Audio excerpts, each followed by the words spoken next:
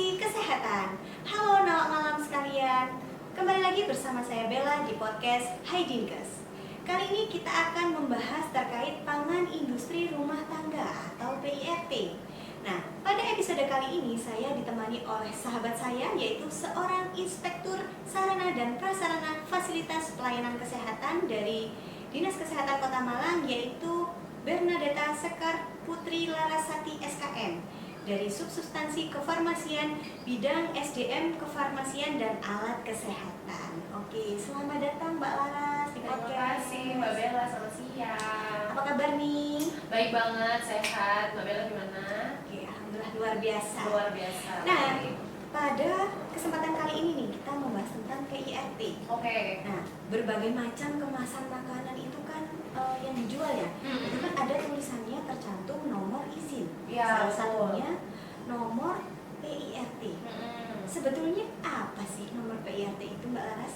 Oke, jadi nomor PIRT yang biasanya kita sering temukan gitu ya di kemasan-kemasan makanan gitu ya atau minuman gitu, itu adalah merupakan salah satu bentuk atau jenis izin edar yang khusus untuk makanan dan minuman yang produksinya itu masih di rumah tangga gitu. Makanya namanya industri rumah tangga, pangan industri rumah tangga gitu. Dan PIRT ini dikhususkan atau dikeluarkan juga oleh pemerintah kabupaten kota setempat. Jadi kalau di Kota Malang berarti dikeluarkannya oleh wali Kota Malang seperti itu. Jadi izin edar bagi industri rumah tangga ya? Iya, Jadi betul. semua industri rumah tangga yang memproduksi makanan ataupun minuman harus punya izin ini ya, Mbak Laras ya? Iya, betul, wajib ya. Gitu. Nah, sebetulnya nih, kenapa sih PIRT ini sangat penting bagi industri pangan rumahan? Oke, jadi sebenarnya PIRT itu penting banget ya dilihatnya dari dua sisi Mbak Bella. Jadi sisi pertama itu dari sisi konsumennya, yang kedua dari sisi produsennya. Nah, kalau dari sisi konsumennya, kita tuh sebagai konsumen kan pasti mencari selain enaknya gitu ya, kalau produk pangan atau makanan gitu ya. Selain enak, menarik, pasti juga cari yang aman gitu. Iya. Nah, cara tahunya kita cari yang aman atau enggak itu bisa dilihat dari apakah produk makanan atau minuman ini sudah punya izin untuk beredar. Nah, gitu. Nah, kalau misalnya dari sisi produsen, nomor PIRT itu jadi penting karena produsen itu bisa mengembangkan produknya gitu ya, atau menjangkau pemasaran produknya itu lebih luas lagi. Karena kalau misalnya sudah punya nomor izin edar ya, khususnya PIRT, itu nanti dia bisa tuh memasarkan produknya ke luar daerah gitu ya, misalnya titip ke toko-toko oleh-oleh di tempat lain gitu ya, terus masuk ke swalayan, toko-toko besar gitu. Itu pasti mereka akan menanyakan izin edarnya dulu yang pertama, karena sudah pasti kalau udah ada izin pasti aman kan gitu ya. Aman. Gitu. Jadi penting banget untuk produsen punya nomor izin edar itu karena supaya dia bisa menjangkau pemasarannya lebih luas lagi. Gitu. Betul banget sih, memang izin edar itu perlu ya, apalagi kan konsumen sekarang kan tentu saja pinter-pinter ya, jadi selain cari yang enak itu juga harus sehat pastinya ya, Mbak Laras ya. Betul, dan aman. Dan poin pentingnya tadi juga bisa meningkatkan value dari produk tuh ya, sehingga bisa Betul. dipasarkan. Iya, bahkan bisa Lebih luas. ekspor. Iya, Bisa bahkan ekspor. bisa ekspor ke luar negeri juga bisa. Oke, jadi legalitasnya juga sudah terpenuhi dan Betul. juga sudah aman lah ya seperti itu Iya. karena memenuhi syarat. Betul. Oke, nah lalu apa nih yang membedakan izin PIRT dengan izin edar pangan yang lainnya? Nah, jadi untuk izin edar PIRT gitu ya, itu bisa dilihat dari dua hal. Teman-teman yang mendengarkan gitu ya, untuk yang pelaku usaha itu bisa dilihat dari yang pertama jenis pangan atau produknya. Oke, Yang kedua itu bisa dilihat dari sarana atau tempat produksinya. Gitu. ada dua, jenis Betul. pangan dan sarana tempat produksi. Iya. Kalau nih dari jenis pangannya yang seperti apa sih yang bisa masuk kategori PIRT? PIRT. Oke. Jadi untuk jenis pangan atau jenis produk yang bisa masuk PIRT itu yang pertama produknya itu harus kering. Produk kering. Iya. Oke. Yang pertama produknya kering. Terus yang kedua produknya itu bisa tahan di suhu ruang lebih dari 7 hari.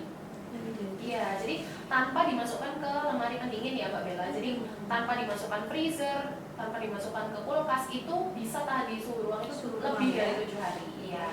Terus yang ketiga juga pangannya, produknya harus punya kemasan dan label. gitu. Yang keempat juga dia merupakan hasil produksi dari dalam negeri. Ya, jadi bukan impor. Kalau produk impor nggak bisa dimintakan izin PIRT. Gitu. Oke, terus habis itu selanjutnya juga dia itu tidak boleh mencantumkan klaim apapun gitu ya. Jadi kayak klaim gizi, klaim kesehatan, ya itu nggak boleh. Jadi untuk menyehatkan gitu tidak Iya, boleh ya? nggak boleh. Klaim seperti itu tidak boleh ya? Nggak boleh. Betul. Jadi kayak contohnya misal kalau di marketplace gitu ya, lihat salah satu jenis teh yang bisa menurunkan berat badan, membuat langsing, ya kayak gitu. Biasanya gitu ya. Iya. Teh pelangsing gitu, ternyata ini tidak boleh ya? Nggak boleh. Kalimat seperti itu Iya. ya? Nggak boleh. Oke.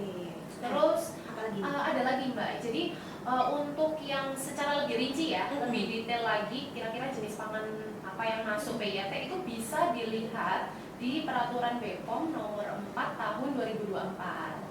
Gitu. Di situ di lampirannya, di bagian lampiran itu banyak sekali jenis-jenis produknya dirinci satu-satu. Sudah ada. Gitu. Iya, sudah ada. Jadi nanti tinggal cari aja. Tinggal searching gitu Iya, ya? tinggal searching. Kalau misalnya kira-kira mau produksi keripik tempe, dicari aja keripik tempe. Kalau muncul berarti dia bisa masuk PIRT. Kategori PIRT. Kalau misalnya dicari ternyata nggak muncul jenis produknya, berarti belum bisa untuk dapat izin PIRT. Menarik sekali ya malamnya.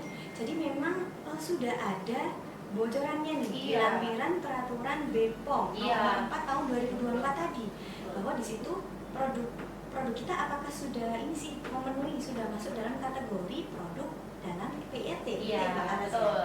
Oke, nah kalau tadi dari jenis pangan nih, tadi kan ada dua, satu lagi dari sarana atau tempat produksinya. Seperti apa sih sarana atau tempat produksi yang memenuhi syarat untuk bisa PIRT? Oke, jadi kalau dari sisi tempat produksi atau dari sarana produksinya, itu tempat produksinya harus jadi satu atau harus bergabung dengan rumah tinggal, gitu. Iya, oke. Jadi kalau misalnya produksinya di dapur sendiri gitu ya, di dapur rumah tangga, nah itu bisa banget. Justru memang PIRT nggak apa-apa ya? diperuntukkan untuk industri yang seperti itu. Dan juga dia tidak boleh menggunakan mesin atau alat otomatis. Gitu. Seperti apa tuh? Jadi alat otomatis itu maksudnya kayak misalnya dari pabrik gitu ya, punya mesin-mesin atau alat-alat yang udah canggih gitu. Nah itu nggak bisa kalau mau didaftarkan PIRT. Tapi kalau untuk pelaku usaha yang dalam proses produksinya pakai bantuan alat juga, kayak misalnya oven blender, nah itu sifatnya bukan otomatis gitu kan, hanya semi otomatis, jadi itu bisa. Kalau yang otomatis yang canggih banget, Iya. produknya langsung jadi, Nah, masuk gitu ya? Iya, betul. Nah itu jadi itu harus bisa kita ini ya, tahu ya? Iya, betul. Saya jadi semakin penasaran nih Mbak Laras tentang perizinan PIRT ini. Nah kalau misalnya nih nawak-nalam yang lagi nonton nih ya, misalkan ingin mendapatkan izin PIRT, bagaimana sih caranya Mbak Laras? Oke, jadi untuk para pelaku usaha nih yang berminat atau memang punya rencana untuk mendaftarkan produknya untuk dapat izin PIRT, itu memang persyaratannya sudah berubah ya dari dulu itu berubah sampai sama sekarang. Kalau dulu itu kan pelaku usaha harus memenuhi dulu persyaratannya semuanya, berkasnya dilengkapi, baru nomor PIRT-nya keluar. Nah kalau sekarang itu dibalik, jadi nomor PIRT-nya keluar dulu, baru setelah nomor PIRT keluar, pelaku usaha harus memenuhi komitmen untuk melakukan ikut penyuluhan, terus ikut visitasi tempat produksi. Nah itu dilakukan setelah nomornya keluar, gitu. Jadi dibalik kayak gitu ya. Nah untuk pelaku usaha yang mungkin mau daftar nih, itu sekarang sudah sistemnya online semua. Karena sudah online ya? Iya, jadi bisa daftar dari rumah tanpa harus ke kantor gitu ya. Mau daftar secara mandiri bisa, diaksesnya melalui oss.go.id. oss.go.id. Iya. Ini bisa dicatat nih malam bisa ya, prosesnya kita daftar sendiri dari rumah gitu ya, online gitu ya. Secara online. Dan misalnya nih, kalau ada pelaku usaha yang mungkin kesulitan nih daftarnya online sendiri, bisa nih online. Iya, kesulitan. Nah itu bisa datang ke Mall Pelayanan Publik di Ramayana. Ramayana Kota Malang. Iya, di lantai 3 itu ada petugas OSS yang akan bantu mendaftarkan. Jadi nggak usah khawatir ya kalau kita kesulitan, nggak bisa nih daftar online, ternyata bisa juga datang ke mall pelayanan publik lantai 3 di Ramayana. Nah nanti, nah kalau misalnya mau didaftarkan di Ramayana gitu ya, datangnya itu bisa membawa beberapa berkas. Yang pertama dia bisa membawa KTP aja, atau kalau misalnya sudah punya nomor induk berusaha atau NIB, nah itu bisa dibawa juga. Nah kemudian bawa contoh stiker atau label dari kemasan pangannya gitu. Kemudian menambahkan juga ya Mbak Bella, jadi untuk pelaku usaha yang kira-kira ternyata dia tuh nggak produksi sendiri nih produknya, tapi dia cuman kemas ulang aja. Oh, repackaging gitu ya? Iya, repackaging aja. Nah itu bisa daftar PIRT juga, boleh. Tapi nanti waktu daftar ke Ramayana nih, itu harus membawa surat MOU atau perjanjian kerjasama dengan produsen yang tempat dia pulaan istilahnya gitu. Harus ada surat perjanjian kerjasamanya. Rangkaiannya begitu ya. Jadi sudah terbit nomornya secara online bisa, kemudian yang dilakukan selanjutnya adalah memenuhi tadi, mengikuti bagaimana penyuluhan. Iya, penyuluhan keamanan pangan dan visitasi. visitasi. Betul. Menarik sekali. Misal nih, saya sudah punya nomor PIRT di Kota Malang. Iya. Kemudian saya tiba-tiba karena ada sesuatu hal saya pindah ke luar kota. Apakah nomor PIRT ini yang sudah terdaftar tadi itu masih berlaku ya Mbak Laras ya? Atau kita perlu mengurus lagi? Jadi ini pindah dari Kota Malang ke luar Kota Malang. Iya, gitu betul ya. Ya. Oke, jadi kalau misalnya pelaku usaha yang sudah punya nomor PIRT terbitnya di Kota Malang, kemudian dia pindah ke luar kota, itu nomor PIRT-nya sudah tidak berlaku. Gitu, iya, jadi harus dilakukan pencabutan gitu. Karena kenapa? Karena nomor PIRT itu di salah satu digitnya itu ada kode kabupaten kota. Nah, kalau misalnya tempat produksinya itu sudah beda sama kodenya tadi, maka tidak berlaku lagi. Nah, nanti kalau misalnya memang pindah, bisa lapor ke Dinkes. Nanti kami akan buatkan rekomendasi pencabutan. Kemudian kalau misalnya proses pencabutan semua sudah selesai, kami akan infokan ke pelaku usaha. Gitu. Nanti setelah selesai semua prosesnya kami sudah infokan, pelaku usaha bisa daftar lagi ke tempat kabupaten kota yang tempat produksi yang baru, betul. Jadi beda nomor gitu nanti. Jadi ternyata juga bisa dicabut gitu ya Mbak? Iya, betul. Kalau nomor PIRT dicabut nih, nah kondisi seperti apa nih yang bisa membuat nomor PIRT dicabut di Mbak? Oke, jadi ada beberapa kondisi yang bisa bikin itu dicabut ya, di luar tadi, di luar kota nih ya? Iya, betul. Jadi bisa juga yang pertama kalau produknya ternyata setelah nomornya terbit nih, terus habis itu Dinkes melakukan visitasi gitu ya, atau evaluasi, ternyata dilihat oh produk ini tidak memenuhi syarat kategori PIRT, tidak memenuhi syarat gitu ya. Nah itu bisa kami lakukan pencabutan. Nah yang kedua bisa juga kalau sarana atau tempat produksinya tidak memenuhi syarat. Misalnya waktu daftar kan nomornya udah langsung keluar nih. Betul. Kita kan nggak tahu apakah dia memang tinggal di rumah tinggal atau enggak. Nah kalau waktu visitasi ternyata ketemu nih, oh ternyata ini bukan di rumah tinggal. Nah itu bisa kita lakukan pencabutan. Terus yang ketiga juga bisa dicabut kalau pelaku usahanya tidak memenuhi komitmen. Gitu, tadi yang sudah disebutkan Mbak Bella tadi ya, ikut penyuluhan keamanan pangan, gitu, ikut visitasi ya. Kalau misalnya pelaku usahanya itu enggak berkomitmen untuk melakukan hal itu, gitu ya, dalam waktu yang ditentukan, itu bisa kami lakukan pencabutan nomor PIRT.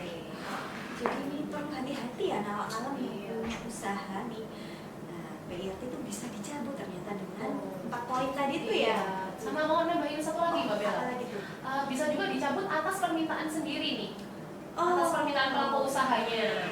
Misalnya kalau ternyata saya sudah tidak berproduksi lagi, udah nggak bikin produk itu lagi secara permanen. Nah itu bisa nanti lapor ke kami lakukan pencabutan. Gitu. Misal Mbak usahanya sudah tutup, nah kayak gitu itu bisa kami lakukan pencabutan.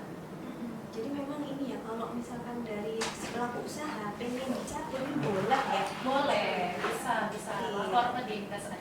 tinggal lapor ke Dinas Kesehatan Kota Malang, kemudian akan dibuatkan rekomendasi untuk dilakukan pencatatan. Iya, ya. betul sekali. Oke, nah misal nih Nawak Malang sebagai pelaku usaha ada rencana mengembangkan produk ya. Maksudnya dalam artian kepengen memindahkan tempat produksinya. Mungkin di rumahnya itu kesempitan gitulah, atau produksinya karena sudah berlebih sehingga tempat produksinya itu berada di rumah lain, misalkan rumah yang dikhususkan untuk usaha kayak gitu, Khusus untuk produksi aja. kayak gitu. Nah itu gimana? Bisa nggak sih?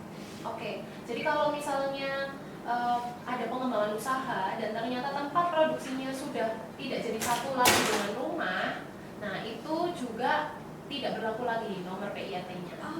Gitu. Jadi akan dicabut juga. Kami akan juga pencabutan karena dari prinsipnya PIRT kan industri rumah tangga. Kalau misalnya tempat produksinya saja sudah tidak di rumah tangga lagi, gitu ya, meskipun awalnya di rumah tangga, tapi karena ada pengembangan usaha tadi ya, jadi sewa ruko sendiri mungkin, nah itu sudah tidak termasuk di rumah tangga, gitu. Nanti izinnya bukan lagi PIRT, tapi masuk ke MD BPOM namanya. Oh, jadi kalau sudah di luar dari rumah tangga ya, dalam artian nggak satu rumah sama ini ya, tempat tinggal itu nggak termasuk PIRT gitu ya? Iya, betul. Maksudnya ke BPOM. Iya. Nah ini nih yang paling penting, ada nggak sih biayanya untuk pendaftaran PIRT Mbak Laras? Oke, baik. Untuk biaya, sebenarnya pendaftaran PIRT itu gratis, tidak dipungut biaya ya Mbak Bella. Jadi benar-benar pelaku usaha bisa mendaftarkan sendiri atau dibantu oleh petugas Ramayana. Tapi kalau misalnya pelaku usaha atau Bapak Ibu yang mau mendaftarkan PIRT membayar sejumlah uang menggunakan jasa pihak ketiga, nah itu di luar tanggung jawab atau tidak terafiliasi dengan pemerintah. Seperti itu. Karena memang gratis, tidak dipungut biaya. Jadi memang tidak ada biaya gitu ya untuk pendaftaran? Betul, iya. Kecuali tadi yang nggak sah tadi ada pakai mungkin mungkin ya ada pihak ketiga di luar pemerintah kayak gitu. Itu mungkin ada bayar, cuman kami tidak bertanggung jawab. Betul, kayak gitu ya. Oke, menarik sekali ya Nawak Healthy sekalian. Jadi ini informasinya sangat-sangat diperlukan sekali bagi pelaku usaha makanan dan minuman dalam industri rumah tangga. Betul. Gitu. Oke, Mbak Laras, terima kasih banyak atas Sama-sama. informasinya. Mudah-mudahan ini bermanfaat untuk kita semua. Ya, baik Nawak Healthy, sekian podcast hari ini. Hai Dinkes, di sini informasi kesehatan. Sampai jumpa di podcast selanjutnya.